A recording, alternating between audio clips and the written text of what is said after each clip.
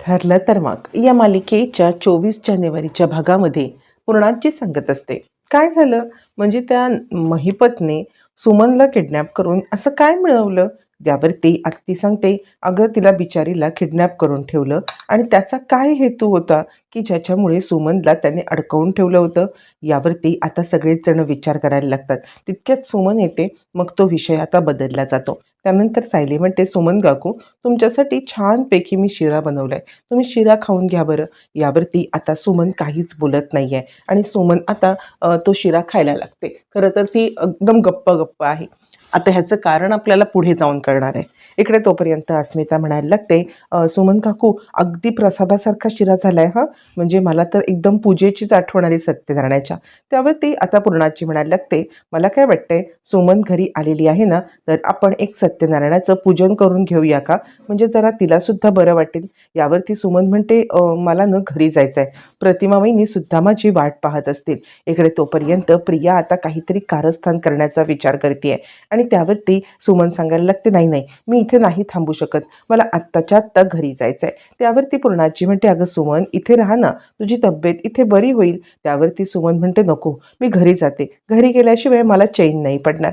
त्यावरती सायली म्हणते, ठीक आहे, तुम्ही नको चिंता करून, मी तुम्हाला घरी सोडून येईन. प्रिया हे सगळं ऐकतीये आणि तिला आता या सगळ्यामध्ये वेगळीच क्लुप्ती सुचली. तिला उगाचच कारस्थानं करण्यापासून फुरसतच मिळालेली नाहीये. बरं, हे सगळं चालू असताना सायली अर्जुन सुमनला घरी सोडायला निघालेले आहेत आणि सुमन ज्या वेळेला घरी निघालेली आहे त्यावेळेला सायली सांगते, स्वयंपाक तर सगळा झालेला आहे, आल्यावरती बघते मी काय करायचं ते, असं म्हणत हे सगळं प्रिया ऐकतीये. इकडे पूर्णाजी सांगते, हे बघ सुमन, तू इथे राहिलीस ना तर तुझी तब्येत सुद्धा व्यवस्थित होईल ग, म्हणजे कसं आहे ना, तू इथे बसलीस तर तुला सुद्धा बरं वाटेल. यावरती सुमन म्हणते, नाही पूर्णाई, मला जाऊ दे, मला इथे थांबून चैन नाही पडणार, माझ्या घरी गेलं की माझ्या गोष्टी सुरळीत चालू होतील आणि मग मला बरं वाटेल. असं म्हटल्यावरती मग सुमनला जायची परवानगी मिळते. अर्जुन सायली तिला घरी घेऊन जातात. प्रिया लगेचच किचनमध्ये येते. सायलीने जे काही बनवलेलं आहे जेवण, ते सगळं जेवण एका पिशवीत भरते आणि ते जेवण भरून ती आता घेऊन जायला निघते बाहेर टाकून द्यायला. इकडे तोपर्यंत सुमन घरी आले. सुमन घरी आल्यावरती मग आता प्रतिमा आणि रविराज सुमनची चौकशी करतायत. सुमन, तुझी तब्येत कशी आहे, तू बरी आहेस ना, तुला फार काही त्रास नाही ना झाला? पण सुमन एकदम गपचूपच आहे. तितक्यात तिथे नागराज आलाय आणि सुमन, अगं आलीस, मला इतकी तुझी काळजी वाटत होती ना. यावरती प्रिया असं इकडे सायली सांगायला लागते, कालच तर मी तुम्हाला म्हटलं होतं ना की सुमन काकू ठीक आहेत म्हणून, काल तर आपलं बोलणं झालं होतं, त्याच्यावरती मी तुम्हाला सांगितलं होतं की सुमन काकू ठीक आहे म्हणून. यावरती तो म्हणतो, हो ग, पण तरी सुद्धा मला चिंता वाटणारच ना.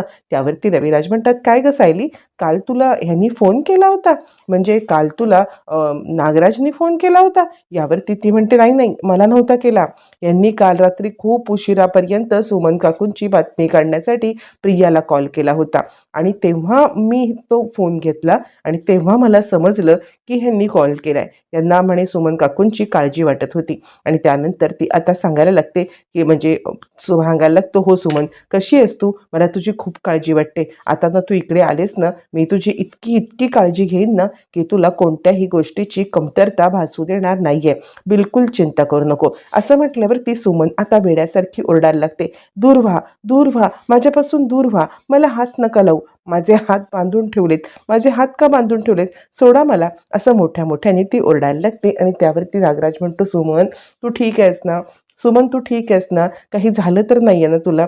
यावरती सुमन म्हणते, दूर व्हा, माझ्यापासून सगळ्यांनी दूर व्हा, कुणीच माझ्या जवळ येऊ नका, असं म्हणत ती मोठ्या मोठ्याने ओरडायलाच लागलेली आहे. नागराज तिला गप्प करण्याचा प्रयत्न करतोय, पण सुमन काही ऐकायला तयार नाही आहे. ती फक्त फक्त आरडाओरडा करतच चाललेली आहे.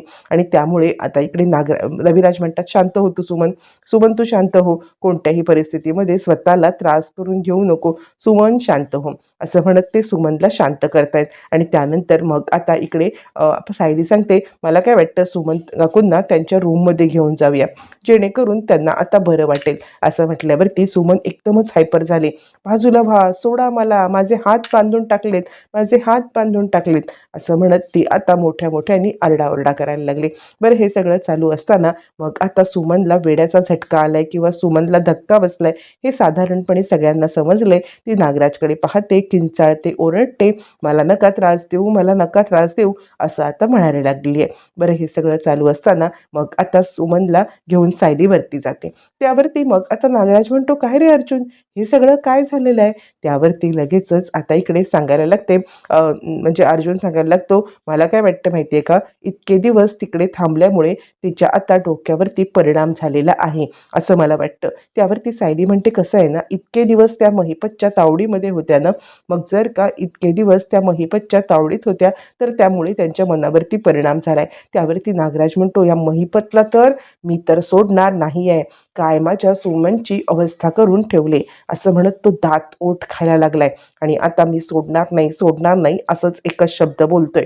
त्यावरती सायली म्हणते, "कसं आहे, इतके दिवस जर त्या आता तिकडे आतमध्ये होत्या तर इतक्या दिवसामध्ये आता त्यांना म्हणजे मानसिक त्रास होणं शक्यच आहे ना?" यावरती अर्जुन म्हणतो, "हो, आम्ही डॉक्टरांशी बोललोय, तर डॉक्टरांनी सुद्धा आता हेच सांगितले की सुमन काकूंना वेड्याचे झटके येऊ शकतात. त्यांच्या मनावरती मानसिक खूपच भयंकर परिणाम झालेला आहे आणि त्यामुळे त्यांची मानसिक अवस्था बिलकुल ठीक नाही आहे.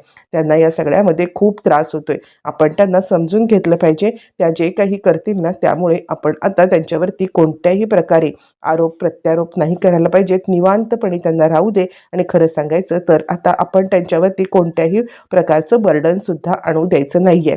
त्यावरती आता इकडे प्रतिभा म्हणते, "काय अवस्था झाली आहे सुमनची, म्हणजे मला खरंच काही कळायला मार्ग नाही." रविराज म्हणतात, "हो ना अर्जुन."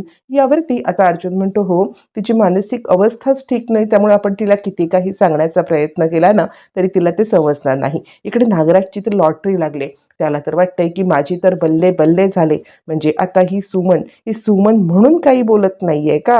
काही झालं तरी सुद्धा या सुमनचं न बोलणं हे माझ्या किती पथ्यावरती पडलंय हे तिला माहीत नाहीये, म्हणून हिने माझं नाव घेतलेलं नाहीये आणि हे सगळं मला खूप छान झालंय आणि मी विचार करतोय की हिने माझं नाव कसं नाही घेतलं, हिने माझं नाव कसं नाही घेतलं, तर या कारणासाठी तिने माझं नाव नाही घेतलेलं आहे. कारण कारण आता तिला काही आठवतच नाहीये. तिला आठवतच नाहीये की मी तिला किडनॅप केलं होतं किंवा मी काही केलं होतं. चला, माझ्या हे पथ्यावरती पडले आणि माझ्यासाठी हे खूप चांगली बातमी आहे. देवसुद्धा देतो ना तेव्हा छप्पर फाडून देतो." असं म्हणत तो आता खूपच खुश झालेला आहे आणि विचार करत खूप आनंदाने आता तो एन्जॉय करतोय. इकडे प्रियाचं मात्र एक गोष्ट चाललेली आहे, ते म्हणजे काय तिचा हेतू काय माहीत नाही, पण सायलीने बनवलेलं सगळं अन्न डब्यामध्ये भरून आता ती ताबडतोब बाहेर टाकायला आलेली आहे.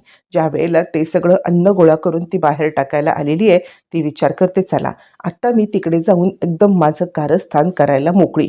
असं म्हणत ती आता घरी निघाली. बनवलेलं सगळं जेवण डब्यात भरून उकिरड्यावरती टाकू येणारी ही मूर्ख मुलगी आता घरी आली. त्यानंतर मग अस्मिताला घेऊन कल्पना खाली आले आणि, "अस्मिता, मी तुझं काहीही ऐकणार नाहीये. तू पहिले 4 घास खाऊन घे." अस्मिता म्हणते, "मम्मा, अगं नको ना, येऊ दे ना सगळ्यांना, मग एकदाच जेवूया." यावरती कल्पना म्हणते, "बिलकुल नाही. मी तुझं सांगितलं ना की मी तुझं काही ऐकणार नाहीये म्हणून, म्हणजे काहीही झालं तरीसुद्धा तुला 4 घास खायलाच पाहिजेत."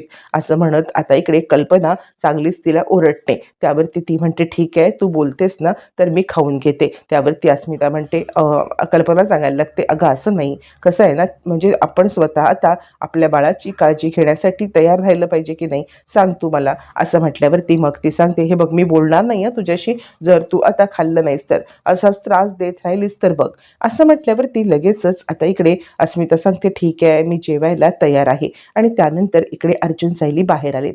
आत्तापर्यंत आपल्या सगळ्यांना असं वाटतंय की खरंच सुमनला वेड लागलेलं आहे, सुमनला वेड लागले, पण नाही आहे तसं. तो काय प्लॅन आहे हे आता बाहेर आल्यावरती आपल्याला समजलंय. अर्जुन सायली बाहेर आलेत, एकमेकांच्याकडे पाहत आहेत आणि एकमेकांच्याकडे पाहत आता ते हसायला लागलेले आहेत. आता या हसण्याचं कारण मात्र आपल्याला आता फ्लॅशबॅकमध्ये दाखवलं जातं. ज्या वेळेला अर्जुन आणि सायली सुमनला हे करतात त्यावेळेला मग आता अर्जुन म्हणतो, "हे बघ, आत्ता जर का आपण घरी जाऊन नागराज काकाचं सत्य सांगितलं तर मात्र काहीच उपयोग होणार नाहीये किंवा नागराज काका या सगळ्याला बधणार पण नाहीये. त्याला या सगळ्यामध्ये आता काहीही झालं तरीसुद्धा आपण ट्रॅपमध्ये अडकवलं पाहिजे आणि म्हणून म्हणून सुमन काकूच्या डोक्यावरती परिणाम झालाय हे भासवण्यासाठी आपल्याला खूप मोठं कांड करायला लागणार." आणि यावरती सायली म्हणते, "हो सुमन काकू, आता तुम्हाला नागराज काकांच्या समोर जाताना." यावरती सुमन आता आरडाओरडा करायला लागते, "नाही नाही सायली, मला त्यांच्या समोर नाही जायचंय. नाही सायली, मला त्यांच्या समोर नाही जायचंय." यावरती सायली सांगायला लागते, "हे बघा सुमन काकू, आता आपण अशी युक्ती करायची आहे की तुम्ही नागराज काकांच्या समोर पण जाल आणि नागराज काकांच्या समोर जाऊन तुम्ही त्यांना फेस टू फेस पण कराल. यावरती ती म्हणते, कसं काय सायली? मला तर खूपच भीती वाटत आहे, असं ती म्हणायला लागते. त्यावरती सायली म्हणते, नाही सुमन काकू, तुम्हाला घाबरून बिलकुल चालणार नाहीये. आता आपण असं करायचंय की तुमच्या डोक्यावरती परिणाम झालाय आणि डोक्यावरती परिणाम होऊन तुम्ही या सगळ्यामध्ये आता म्हणजे झालेले आहात, हायपर झालेले आहात. तुम्हाला कोणत्याही प्रकारे काही आठवत नाहीये आणि त्याचमुळे तुम्हाला हे सुद्धा आठवत नाहीये की नागराज काकांनी तुम्हाला किडनॅप केलं होतं. वेड्यासारखं तुम्ही आता ॲक्टिंग करायची आणि हे केल्यानंतर कदाचित तुम्ही तिकडे राहून सगळ्या गोष्टी काढू शकता. कारण नागराज काका गाफील राहतील आणि नागराज काका गाफील राहून ते आता काहीही करतील, मोकाट सुटतील आणि त्यानंतर मगच तुम्ही त्यांना रंगेहात पकडायचं आहे. असं म्हटल्यावरती सुमन सांगते, असं ठीक आहे, मी तुमची मदत करायला तयार आहे. आता सुमनने या सगळ्यामध्ये मदत करायची तयारी दाखवल्यामुळे मग आता अर्जुन आणि सायली दोघं जण खूपच खुश झालेत आणि आता ते सुमनला या सगळ्यामध्ये काय काय प्लॅनिंग करायचं ते समजावून सांगतायत. सुमन सुद्धा आता खूप मोठ्या ह्याच्याने तयार झालेली आहे. काहीही झालं तरी सुद्धा मी तुमची मदत करणार म्हणजे करणार त्यांना अडकवण्यासाठी. आणि त्यानंतर हे फ्लॅशबॅकमध्ये दाखवल्यावरती अर्जुन सायली दोघं जण बोलतायत आणि त्यावेळेला सायली सांगते, सुमन काकूंची ॲक्टिंग तर भारीच होती. अर्जुन म्हणतो, सुमन काकूंची ॲक्टिंग भारी होती, पण तू तू तर वकिलासारखी सगळे प्लॅनिंग केलंस ग. कोर्टात उभं राहिलीस ना तर वकील म्हणून लढशील. यावरती ती म्हणते, काहीच प्रॉब्लेम नाही आहे. मी खरंच कोर्टात उभे राहिले तर वकील म्हणून लढायला तयार आहे. आणि कसं आहे, सुमन काकूंनी साथ द्यायचं ठरवलं म्हणून हे सगळं घडलेलं आहे, असं म्हणत दोघांनी जबरदस्त प्लॅनिंग केलंय. इकडे तोपर्यंत कल्पना अस्मिताला जेवण देण्यासाठी किचनमध्ये ज्या वेळेला आलेली आहे, पाहते तर काय, सगळे जेवणाचे हे रिकामे आहेत आणि त्यामुळे ती विचार करते, सायली तर बोलली होती की मी जेवण बनवून जाईन, मग तिने जेवण नाही का बनवलं? तितक्यात प्रिया आले आणि काय झालं म्हणजे, कल्पना आई, तुझी ती काय गृहकृत्यदर्श सून, तिने काही जेवण नाही का बनवलं? अस्मिताला जेवण्यासाठी तिला जेवण बनवायची काही गरज नाही का वाटली? त्यावरती मग आता ती सांगते, ठीक आहे, अस्मितासाठी तिने जेवण नसेल बनवलं, पण मी आहे की, पण माझ्याकडे तुम्ही टायमिंगच ठेवलेला नाही आहेत ना. मला जर का टायमिंग दिला असतात ना तर मी नक्कीच जेवण बनवलं असतं. कल्पना म्हणते, त्याची काही गरज नाहीये. त्यावरती ती म्हणते, का गं, मग सायलीने जेवण नाही का बनवलं? त्यावरती इकडे विमल आणि हे सगळं चालू असताना विमलला आता कल्पना विचारते. विमलला कल्पना म्हणते, काय गं, सायली जेवण करून नाही का गेली? त्यावरती विमल सांगते, नाही ताई, मला खरंच काही माहिती नाही आहे. म्हणजे मी खरं तर साफसफाई करत होते, मी इथे नव्हते आणि त्यामुळे मला खरंच माहीत नाही आहे की काय झालं आहे म्हणून. असं म्हटल्यावरती ती म्हणते, ठीक आहे, नको काळजी करूस.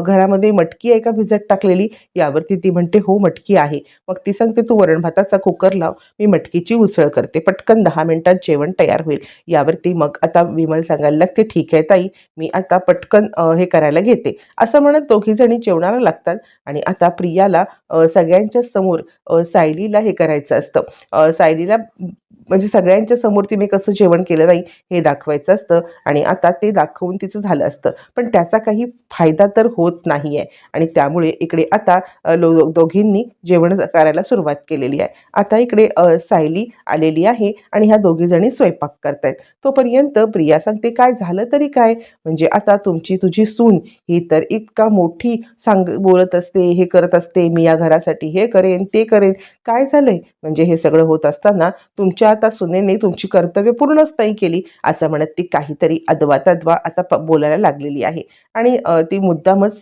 तिच्या विरुद्ध भडकवण्याचं काम करते. बरं, हे सगळं चालू असताना सायली आले आणि काय झालं, तुम्ही सगळेजण जेवलात का? यावरती कल्पना म्हणते, नाही, हे काय आता जेवायलाच घेत होतो. त्यावरती ती म्हणते, काय गं सायली, जेवण पण बनवून तू केली नाहीस का? म्हणजे आता अस्मिताला भूक लागले तर तिला खाण्यासाठी काहीच नाहीये. सायली म्हणते, अहो आई, असं काय करताय, मी तर जेवण बनवून गेले होते. सायली सगळे आता हे उघडते आणि त्यानंतर ती म्हणते की मी तर जेवण बनवून गेले होते आणि त्यावरती मग कल्पना म्हणते, अगं नाही, कुठेच काही जेवण नाही. सायलीला खूप मोठा धक्का बसलाय आणि ती म्हणते, बहुतेक कोणीतरी घरामध्ये चेटकीण किंवा हडळ आली असेल आणि तिनेच हे सगळं जेवण लंपास करून टाकलं असेल, असं म्हणत तिचा इशारा आहे तो म्हणजे आता इकडे प्रियाकडे. अस्मिताला कळतंय की हे सगळं प्रियानेच कारस्थान केलेलं आहे आणि त्यानंतर प्रिया विचार करते की मी तर हिला इतका शह द्यायचं ठरवलं होतं, पण ही तर प्रत्येक वेळेला वाचून जाते. सायली म्हणते, काळजी करू नका, पटकन काहीतरी जेवण करूया आणि आपण जेवूया. आणि मग काय, सगळं जेवण तयार होऊन सगळे जेवायला बसलेत. प्रियाचा सगळा टोटली प्लॅन फ्लॉप झालेला आहे आणि प्रिया विचार करते, हे लोक इतक्या मजेत हसत खेळत कसे काय स्वयंपाक करतायत?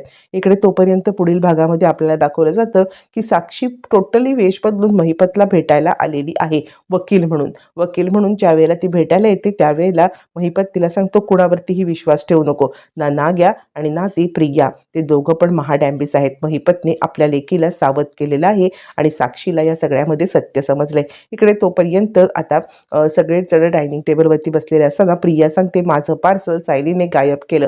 विमल सांगते नाही, हे काय तुमचं पार्सल तर इथेच आहे. आणि असं म्हणत प्रियाचा प्रत्येक डाव सायली फेल करत चाललेली आहे.